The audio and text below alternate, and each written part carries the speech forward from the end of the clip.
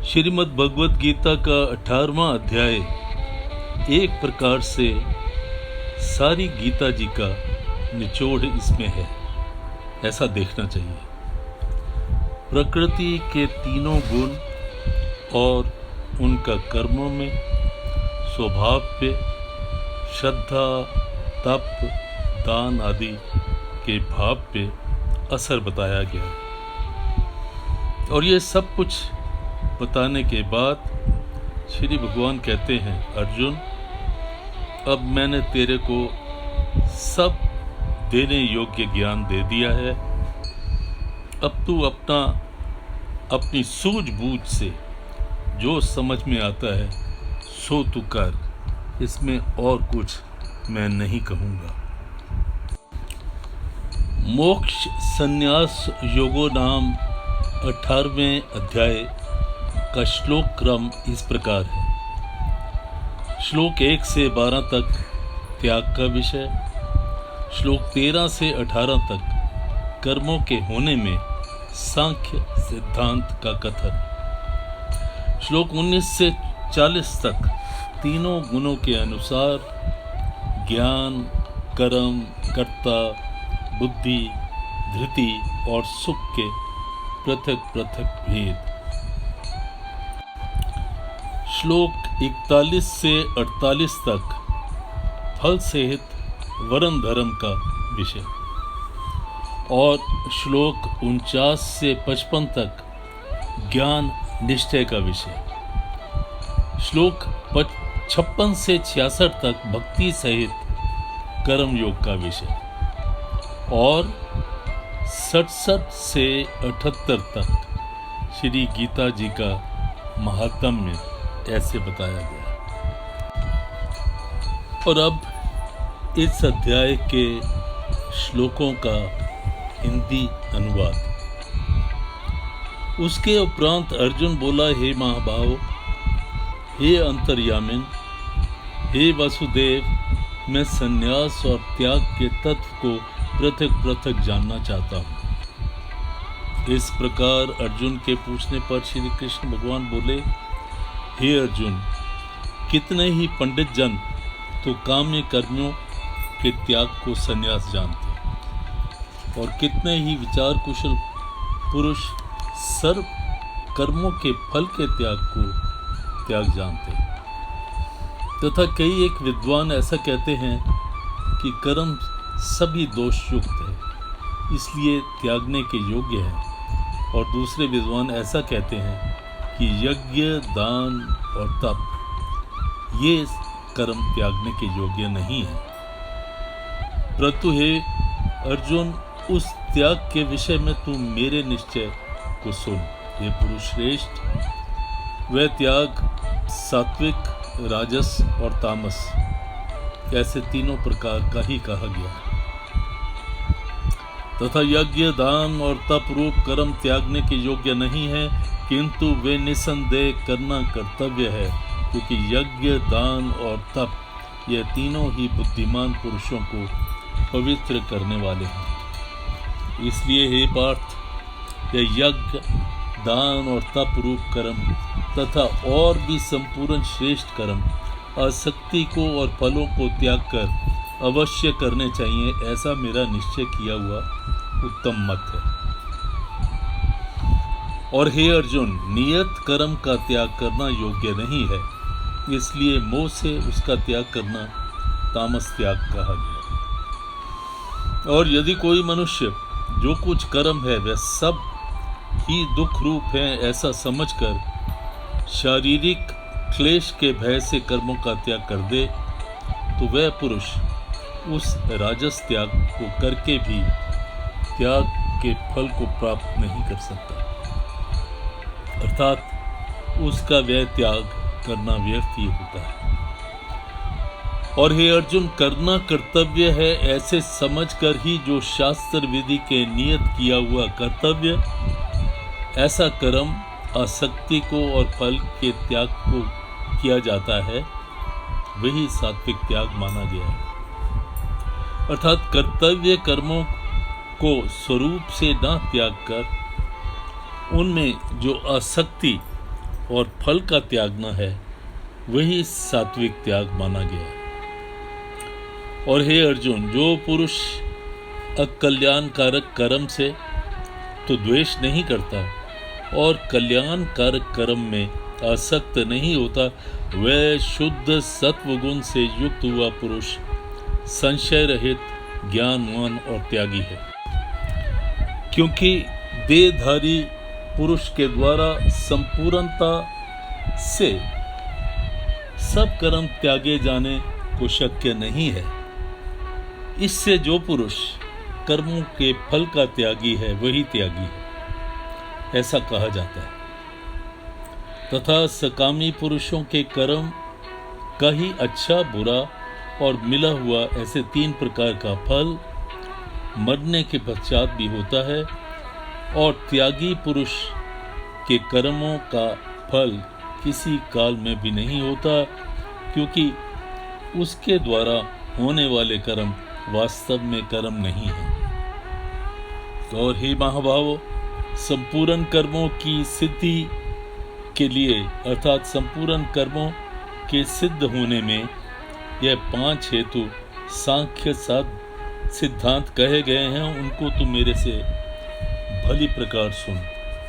हे अर्जुन, इस विषय में आधार और कर्ता तथा न्यारे न्यारे कर्म और नाना प्रकार की न्यारी न्यारी चेष्टा एवं वैसे ही 5वां हेतु दाय कहा गया है। क्योंकि मनुष्य मन, वाणी और शरीर से शास्त्र के अनुसार अथवा विपरीत भी जो कुछ कर्म आरंभ करता है, उसके यह 5 ही कारण। परंतु ऐसा होने पर भी जो पुरुष अशुद्ध बुद्धि होने के कारण उस विषय में केवल शुद्ध स्वरूप आत्मा को ही करता देखता है, वह मलन बुद्धि वाला अज्ञानी यथार्थ नहीं देखता। और हे अर्जुन, जिस पुरुष के अंतःकरण में मैं करता हूँ ऐसा भाव नहीं है, तथा जिसकी बुद्धि सांसारिक पदार्थों में और संपूर्ण कर्मों में लिपायमान नहीं होती, वह पुरुष इन सब लोगों को मारकर भी वास्तव में न तो मारता है और न ही बंधता है। तथा ये भारत, ज्ञाता, ज्ञान और ज्ञेय, यह तीनों तो कर्म के प्रेरक हैं, अर्थात इन तीनों के संयोग से कर्म में प्रवृत्त होने की इच्छा उत्पन्न होती है, और कर्ता, करण और क्रिया, यह तीनों कर्म के संग्रह हैं, तथा इन तीनों के संयोग से कर्म बनता है। उन सब में ज्ञान और कर्म तथा कर्ता भी गुणों के भेद से सांख्य शास्त्र में 3-3 प्रकार से कहे गए हैं। उनको भी तू मेरे से भली प्रकार सुन। हे अर्जुन, जिस ज्ञान से मनुष्य पृथक पृथक सब भूतों में एक अविनाशी परमात्मा भाव को विभाग रहित समभाव से स्थित देखता है, उस ज्ञान को तू सात्विक जान। और जो ज्ञान अर्थात जिस ज्ञान के द्वारा मनुष्य संपूर्ण भूतों में भिन्न भिन्न प्रकार के अनेक भावों द्वारा न्यारा न्यारा जानता है, उस ज्ञान को तू राजस जान।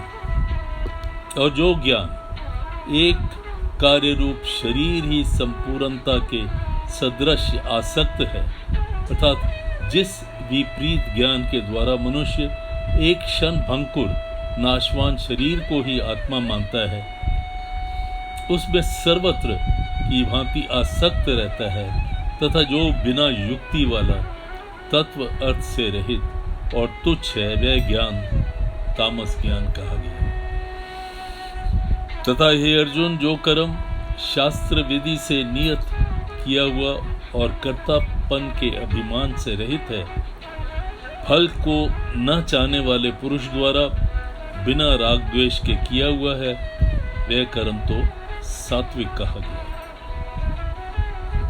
और जो कर्म बहुत परिश्रम से युक्त है तथा फल को चाहने वाले और अहंकार युक्त पुरुषों द्वारा किया जाता है वह कर्म राजस कहा जाता है, तथा जो कर्म परिणाम, हानि, हिंसा और सामर्थ्य को न विचार कर केवल अज्ञान से आरंभ किया जाता है वह कर्म तामस कहा जाता है। तथा हे अर्जुन, जो कर्ता आसक्ति से रहित और अहंकार के वचन न बोलने वाला, धैर्य और उत्साह से युक्त एवं कार्य के सिद्ध होने और न होने में हर्ष, शोक आदि विकारों से रहित है वह कर्ता सात्विक कहा जाता है।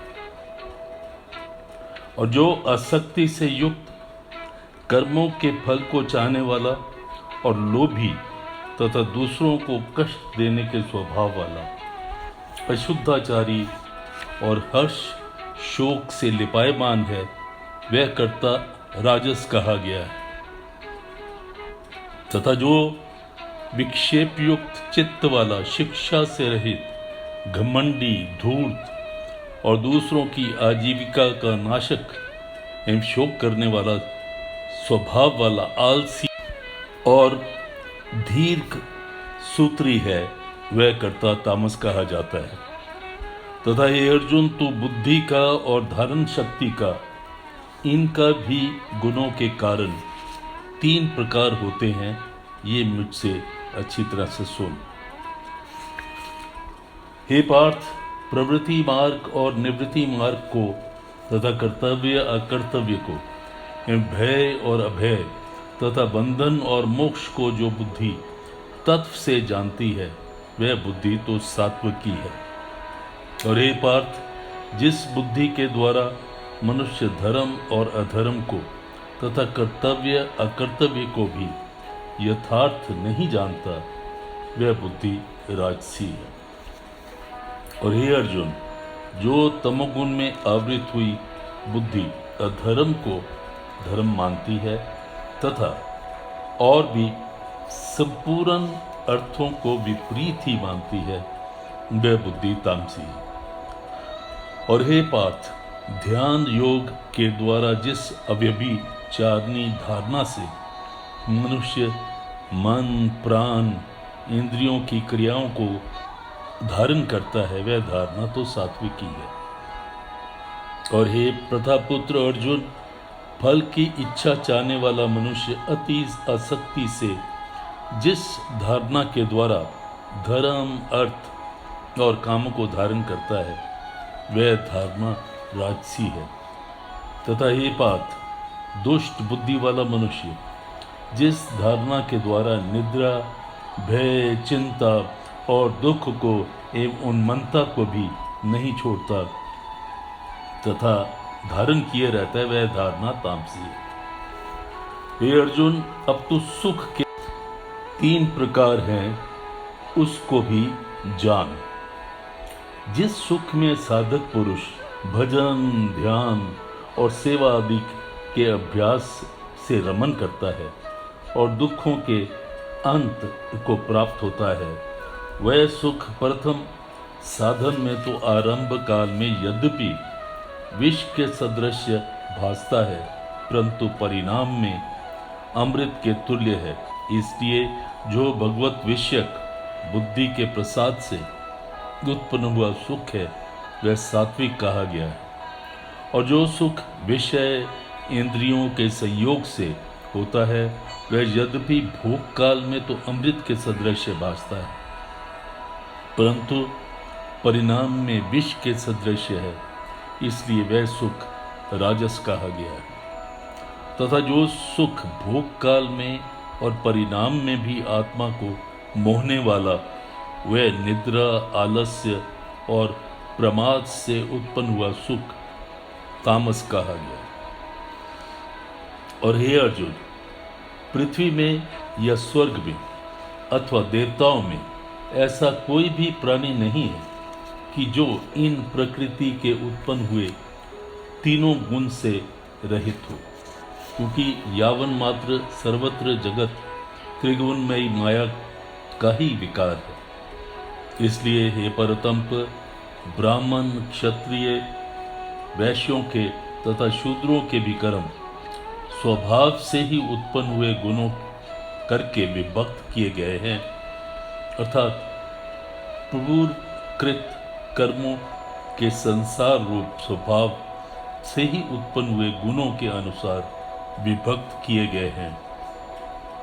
उनमें अंतःकरण का निग्रह, इंद्रियों का दमन, बाहर भीतर की शुद्धि, धर्म के लिए कष्ट सहना और क्षमा भाव एवं मन, इंद्रियां और शरीर की सरलता, आस्तिक बुद्धि, शास्त्र विधक ज्ञान और परमात्मा के तत्व का अनुभव भी, ये तो ब्राह्मण के स्वाभाविक कर्म हैं।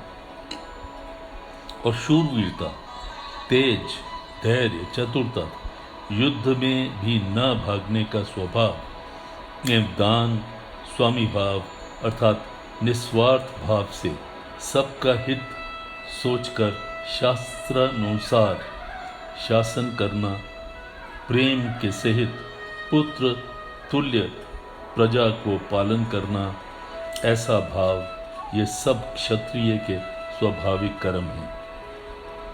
तथा खेती, गौपालन और क्रय विक्रय रूप सत्य व्यवहार ये वैश्य के स्वाभाविक कर्म है। और सब वर्णों की सेवा करना यह शूद्र का भी स्वाभाविक कर्म है। इसमें ये जानना चाहिए कि ये जो कर्म करते हैं उसी से इन वर्णों को जानना चाहिए। एवं इस अपने अपने स्वाभाविक कर्म में लगा हुआ मनुष्य भगवत प्राप्ति रूप परम सिद्धि को प्राप्त होता है। परंतु जिस प्रकार से अपने स्वाभाविक कर्म में लगा हुआ मनुष्य परम सिद्धि को प्राप्त होता है, उस विधि को तू मेरे से सुन। हे अर्जुन, जिस परमात्मा से सर्वभूतों की उत्पत्ति हुई है तथा जिससे यह सर्वत्र जगत व्याप्त है, उस परमेश्वर को अपने स्वाभाविक कर्मों के द्वारा पूजकर मनुष्य परम सिद्धि को प्राप्त होता है। इसलिए अच्छी प्रकार आचरण किए हुए दूसरे के धर्म गुण रहित भी अपना धर्म अच्छा है, दूसरे का नहीं, क्योंकि स्वभाव से नियत किए हुए धर्म कर्म को करना और करता हुआ मनुष्य पाप को नहीं प्राप्त होता। अतएव हे कुंती पुत्र, दोष युक्त भी स्वाभाविक कर्म को त्यागना नहीं चाहिए, क्योंकि धुएं की अग्नि के सदृश सभी कर्म किसी न किसी दोष से तो आवृत हैं। तथा ये अर्जुन, सर्वत्र आसक्ति रहित बुद्धि वाला, स्प्रेय रहित और जीते हुए अंतःकरण वाला पुरुष सांख्य योग के द्वारा भी परम नैष्कर्म्य सिद्धि को प्राप्त होता है, अर्थात क्रिया रहित शुद्ध सच्चिदानंद घन परमात्मा की प्राप्ति रूप परम सिद्धि को प्राप्त होता है। इसलिए हे कुंती पुत्र, अंतःकरण की शुद्धि रूप सिद्धि को प्राप्त हुआ पुरुष जैसे सांख्य योग के द्वारा सच्चिदानंद घन ब्रह्म को प्राप्त होता है, तथा जो तत्व ज्ञान की परानिष्ठा और उसको भी तू मेरे से संक्षेप में जान। ये अर्जुन, विशुद्ध बुद्धि के से युक्त एकांत और शुद्ध देश की सेवा करने वाला तथा मिताहारी, जीते हुए मन, वाणी, शरीर वाला और दृढ़ वैराग्य को भली प्रकार प्राप्त हुआ पुरुष निरंतर ध्यान योग के परायण हुआ सात्विक धारणा से अंतःकरण को वश में करके तथा शब्द आदि विषयों को त्याग कर और राग द्वेष को नष्ट करके तथा अहंकार, बल, घमंड, काम, क्रोध और संग्रह को त्याग कर ममता रहित और शांत अंतःकरण हुआ सच्चिदानंद घन ब्रह्म में एक ही भाव होने के लिए योग्य होता है। फिर वह सच्चिदानंद घन ब्रह्म में एक ही भाव से स्थित हुआ प्रसन्न चित्त वाला पुरुष न तो किसी वस्तु के लिए शोक करता है और न किसी की आकांक्षा ही करता है। अतएव सब भूतों में समभाव हुआ मेरी पराभक्ति को प्राप्त होता है और उस पराभक्ति के द्वारा मेरे को तत्व से भली प्रकार जानता है कि मैं जो हूँ, जिस प्रभाव वाला हूँ, तथा उस भक्ति से मेरे को तत्व से जानकर तत्काल ही मेरे में प्रवेश होता है, अर्थात अनन्य भाव से मेरे को ही प्राप्त हो जाता है। फिर उसकी दृष्टि में मुझ वासुदेव के सिवाय और कुछ भी नहीं रहता और मेरे परायण हुआ निष्काम कर्म योगी तो संपूर्ण कर्मों को सदा करता हुआ भी मेरी कृपा से सनातन अविनाशी परम पद को प्राप्त हो जाता है।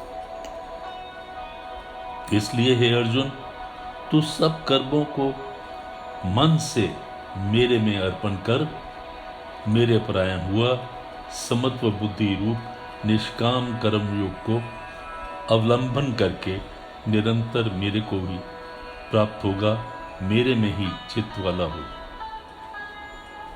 इस प्रकार तू मेरे में निरंतर मन वाला हुआ मेरी कृपा से जन्म मृत्यु तो आदि सब संकटों से अनायास ही तर जाएगा और यदि अहंकार के कारण मेरे वचनों को नहीं सुनेगा तो नष्ट हो जाएगा, अर्थात परमार्थ से भ्रष्ट हो जाएगा। और जो तू अहंकार को अवलंबन करके ऐसे मानता है कि मैं युद्ध नहीं करूंगा, तो यह तेरा निश्चय ही मिथ्या धारणा है, क्योंकि क्षत्रियपन का स्वभाव तेरे को जबरदस्ती युद्ध में लगा देगा। और हे अर्जुन, जिस कर्म को तू मोह से नहीं करना चाहता उसको भी अपने पूर्वकृत स्वाभाविक कर्म से बंधा हुआ परवश हुआ कर करेगा। क्योंकि हे अर्जुन, शरीर रूप यंत्र में आरूढ़ हुए संपूर्ण प्राणियों को अंतर्यामी परमेश्वर अपनी माया से उनके कर्मों के अनुसार भरमाता हुआ सब भूत प्राणियों के हृदय में स्थित है। इसलिए हे भारत, सब प्रकार से उस परमेश्वर का ही अनन्य शरण को प्राप्त हो, उस परमात्मा की कृपा से ही परम शांति को और सनातन परम धाम को प्राप्त होगा। इस प्रकार यह गोपनीय से भी अति गोपनीय ज्ञान मैंने तेरे लिए कहा है। इस रहस्य युक्त ज्ञान को संपूर्णता से अच्छी प्रकार विचार करके फिर तू जैसे कहता है, जैसे चाहता है वैसे ही कर, अर्थात तेरी जैसी इच्छा हो वैसे ही कर। इतना कहने पर श्री अर्जुन का कोई उत्तर न मिलने के कारण श्री भगवान फिर बोले कि हे अर्जुन, संपूर्ण गोपनीयों से भी अति गोपनीय मेरे परम रहस्य युक्त वचनों को तुम फिर एक दफा सुन, क्योंकि तू मेरा अतिशय प्रिय है। इससे यह परम हितकारी वचन मैं तेरे लिए फिर कहूँगा। हे अर्जुन, तू केवल मुझ सच्चिदानंद घन वासुदेव परमात्मा में ही अनन्य प्रेम से नित्य निरंतर अचल मन वाला और मुझ परमेश्वर को ही अतिशय श्रद्धा भक्ति से सहित निष्काम भाव वाला उसके नाम से गुण और प्रभाव के श्रवण कीर्तन मनन पठन पाठन निरंतर भजने वाला हो, तथा मेरा शंख चक्र गदा पदम किरीट कुंडल आदि भूषणों से युक्त पीतांबर वनमाला और कौस्तुभ धारणी विष्णु का मन वाणी और शरीर के द्वारा सर्वत्र अर्पण करके अतिशय श्रद्धा भक्ति और प्रेम से विकलता हुआ इस प्रकार पूजन करने वाला हो और मुझ सर्वशक्तिमान विभूति, बल, ऐश्वर्य, माधुर्य, गंभीरता, उदारता, वात्सल्य और सुहृदता आदि गुणों में संपन्न सब प्रकार के आश्रय रूप वसुदेव को भी विनय पूर्वक, विनय भाव से, भक्ति सहित साष्टांग दंडवत प्रणाम कर। ऐसा करने में तू मेरे को ही प्राप्त होगा। यह मैं तेरे लिए सत्य प्रतिज्ञा करता हूँ, क्योंकि तू मेरा अत्यंत प्रिय सखा है। इसलिए सर्वधर्मों को अर्थात संपूर्ण कर्मों के आश्रय को त्याग कर केवल एक मुझ सच्चिदानंद घन वासुदेव ही परमात्मा की तथा अनन्य शरण को प्राप्त हो तथा तेरे को संपूर्ण पापों से मुक्त कर दूंगा। ऐसा इसलिए तुम शोक मत कर हे अर्जुन। इस प्रकार तेरे हित के लिए कहे हुए इस गीता रूप परम रहस्य को किसी काल में भी न तो तप रहित मनुष्य के प्रति कहना चाहिए और न भक्ति रहित के प्रति और न बिना सुनने की इच्छा वालों के प्रति कहना चाहिए। एवं जो मेरी निंदा करता है उसके प्रति भी नहीं कहना चाहिए, परंतु जिनमें यह सब दोष नहीं होते ऐसे भक्तों के प्रति प्रेम पूर्वक उत्साह के सहित कहना चाहिए। क्योंकि जो पुरुष मेरे में परम प्रेम करके इस परम रहस्य युक्त गीता शास्त्र को मेरे भक्तों में कहेगा, अर्थात निष्काम भाव से प्रेम पूर्वक मेरे भक्तों को पढ़ावेगा, अर्थात और अर्थ का की व्याख्या द्वारा इसका प्रचार करेगा, वह निसंदेह मेरे को ही प्राप्त होगा। और न तो उससे बढ़कर मेरा अतिशय प्रिय कार्य करने वाला मनुष्यों में कोई है और न उससे बढ़कर मेरा अत्यंत प्यारा पृथ्वी में दूसरा कोई होवेगा। तथा ये अर्जुन, जो पुरुष इस धर्म में हम दोनों संवाद रूप गीता शास्त्र को पढ़ेगा, अर्थात नित्य पाठ करेगा, उसके द्वारा मैं ज्ञान यज्ञ से पूजित होऊंगा, ऐसा मेरा मत है। तथा जो पुरुष श्रद्धा युक्त और दोष दृष्टि से रहित हुआ इस गीता शास्त्र का श्रवण कर भी करेगा, वह भी पापों से मुक्त हो जाएगा, उत्तम कर्म करने वालों के श्रेष्ठ लोगों को प्राप्त होगा। इस प्रकार गीता का महात्मा कहकर भगवान श्री कृष्ण आनंद कंद ने अर्जुन से पूछा, हे पार्थ, क्या मेरा वचन तूने ध्यान से सुना, श्रवण किया? और हे धनंजय, क्या तेरा अज्ञान से उत्पन्न हुआ मोह नष्ट हुआ?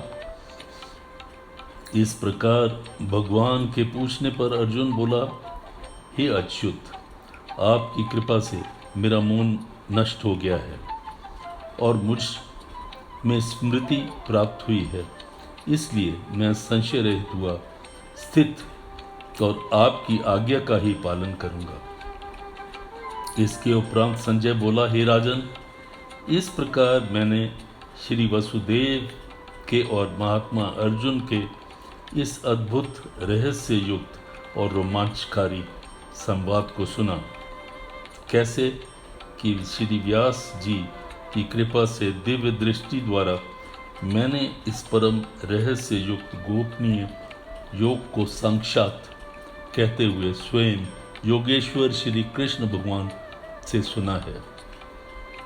इसलिए हे राजन, श्री कृष्ण भगवान और अर्जुन के इस रहस्य युक्त कल्याणकारक और अद्भुत संवाद को पुनः पुनः स्मरण करके मैं बारंबार हर्षित होता हूँ। तथा हे राजन, श्री हरि के उस अति अद्भुत रूप को भी मैं पुनः पुनः स्मरण करके मेरे चित्त में महान आश्चर्य होता है और मैं बारंबार हर्षित होता हूँ।